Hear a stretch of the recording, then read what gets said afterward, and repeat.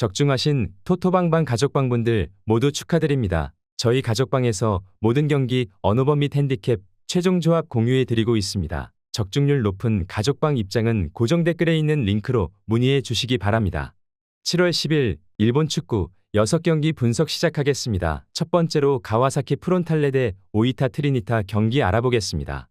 먼저 가와사키는 하위 전력을 상대하는 상황에선 주도권과 점유율을 높게 가져가서 밀어붙이는 성향이 강하다. 하지만 이 상황에서는 늘 활동량의 부족으로 인한 수비적인 역습 대응이 문제가 되는 케이스라고 할 수 있겠다. 다만 오이타가 압박을 당하는 상황에서는 늘 전개의 정확성을 보장하기는 어려운 전력이기도 하고, 특히 가와사키가 최근에는 상대의 압박을 유도하고 간결하게 이어가는 모습을 보여주는 등 경기력에서는 제법 다양한 공격 패턴을 보여주고 있다. 이어서 오이타는 지난 두 경기에서는 나쁘지 않았다. 하지만 고우와 이와키 상대로 도합 한 골에 그치는 등 상대가 압박하는 상황에서는 확실한 공격 전개를 잘 보여주지 못했던 것이 사실이다. 오히려 지난 이와키 전에서는 상대의 패스워크를 아주 잘 제어한 모습도 아니었다. 상대의 결정력 부족이 오이타에게는 도움이 되었던 케이스였다고 볼 수 있겠다. 가와사키가 전진하는 상황에서 역습 제어 능력은 늘 도마 위에 올라가는 편이다.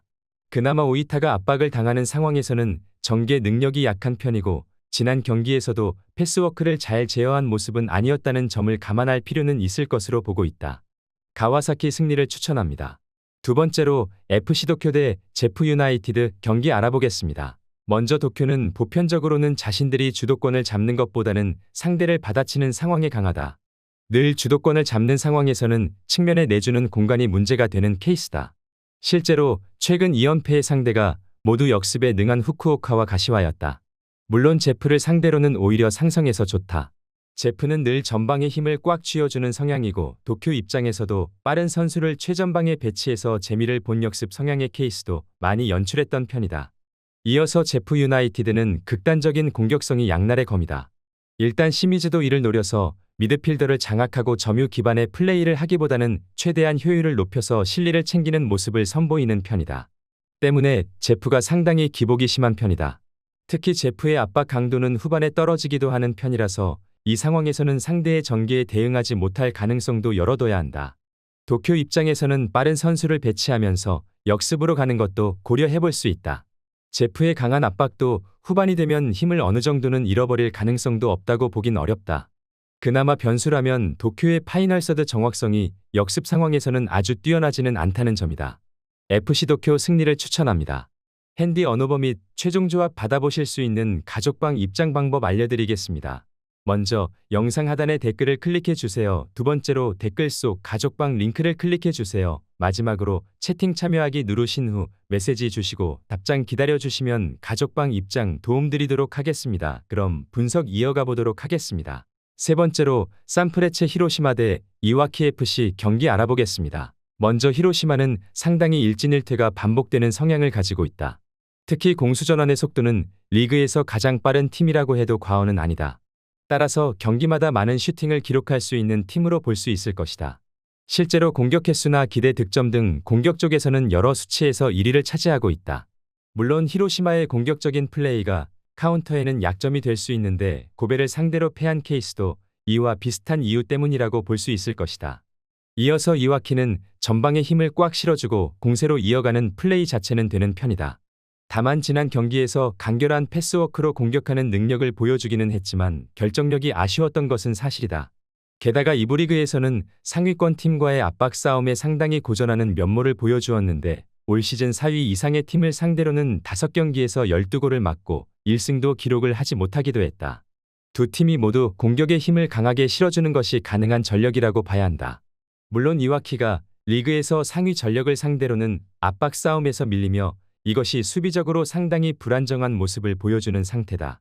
히로시마가 화력을 끌어올리는 상태라면 전력차를 보여줄 수 있을 것으로 보인다. 산프레체 히로시마 승리를 추천합니다. 네 번째로 쇼난 벨마레 대 도쿄 베르디 경기 알아보겠습니다. 먼저 쇼난은 상당히 역습과 기동력 지향적인 플레이를 보인다. 지난 경기에서는 패스워크를 바탕으로 우라와를 격파하는 모습을 보여주기도 했지만, 젊은 선수들의 빠른 속력을 이용해서 몰아치는 성향을 더 자주 보여주는 편이기도 하다. 일단 수비 상황에서도 이 때문에 꽤 과감하게 수비를 하는 경우가 잦은 편이기도 한데 문제는 노련함의 부족이 골키퍼에게 상당히 큰 부담을 준다는 것이다. 이어서 베르디는 일단 수비적으로 운영하면서 역습을 가는 특성을 보여주는 편이다. 다만 상대의 강한 공세에 결국 실점하는 경우가 잦은 편이기는 한데 역습의 효율이 만만치는 않은 편이다. 특히 17위 이하의 팀을 상대로는 올 시즌 리그에서도 3승 1무로 좋지만 무실점 경기는 한 번뿐이기도 하다. 대신 화력을 바탕으로 공격 효율을 높이는 것으로 하위권 팀들을 잘 공략하는 점은 인상적이었다. 두 팀 모두 안정적으로 경기를 풀어가는 성향을 보여주지는 못하는 편이다. 다만 도쿄 베르디가 화력을 쭉 올려서 역습에서 보여주는 효율을 바탕으로 하위권 팀들을 잘 상대한다는 점을 착안해 볼 수 있을 것이다. 도쿄 베르디 승리를 추천합니다. 핸디 언오버 및 최종 조합 받아보실 수 있는 가족방 입장 방법 알려드리겠습니다. 먼저 영상 하단의 댓글을 클릭해 주세요. 두 번째로 댓글 속 가족방 링크를 클릭해 주세요. 마지막으로 채팅 참여하기 누르신 후 메시지 주시고 답장 기다려 주시면 가족방 입장 도움드리도록 하겠습니다. 그럼 분석 이어가 보도록 하겠습니다. 다섯 번째로 아비스파 후쿠오카 대 에이메 FC 경기 알아보겠습니다. 먼저 후쿠오카는 에이메에게 주도권을 내준다고 해도 이상한 일은 아니라고 본다. 올 시즌에도 가장 낮은 라인을 구축하면서 매우 수비적이고 역습 지향적인 플레이를 선호하고 있다. 결국 에이메를 상대로도 이를 받아치는 것으로 나올 가능성이 높아 보이는 상태다. 일단 신승 양상을 기대하는 것이 좋을 것 같은데 실제로 기회 구축률은 리그에서도 세 번째로 낮은 전력이기도 하고 웰링턴을 향한 직선적인 롱볼이나 크로스 위주로 경기가 진행되고 있다. 이어서 에이메는 후쿠오카를 돌파하는 것에 상당히 애를 먹을 수밖에 없다. 일단 에이메도 공격을 아예 포기한다든지 하는 유형은 아니다. 다만 상대가 블록을 중앙에 세우고 버티는 상황에서는 슈팅 생성이 매우 낮아진다는 점이 문제라고 할 수 있겠다. 리그에서도 수비적으로 강한 요코하마 FC나 나가사키 같은 팀에게는 패퇴하는 등 에이메가 득점력에서의 문제 때문에 후쿠오카와의 상성도 별로 좋다고 보기는 어렵다. 후쿠오카가 에이메의 공세를 받아치는 것으로 가닥을 잡을 가능성이 높아 보인다. 일단 에이메가 상대의 블록이 견고하게 세워진 상황에서는 슈팅 생성에서 상당히 난조를 보이는 상황이 잦다. 물론 후쿠오카의 공세도 롱볼이나 크로스 등 단순하게 가는 경우가 잦다.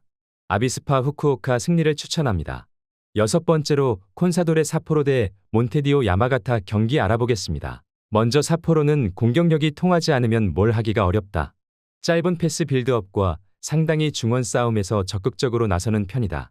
따라서 늘 수비적으로는 빈틈이 있는 전력일 수밖에 없다.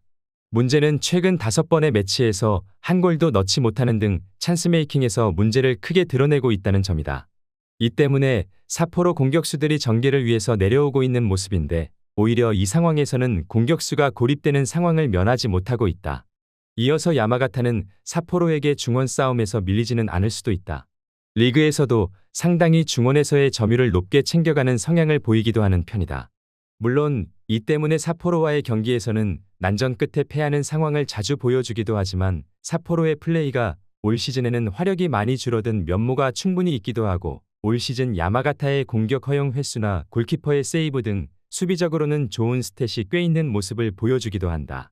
사포로의 올 시즌 공격력이 그다지 힘을 받고 있는 상황은 아니다.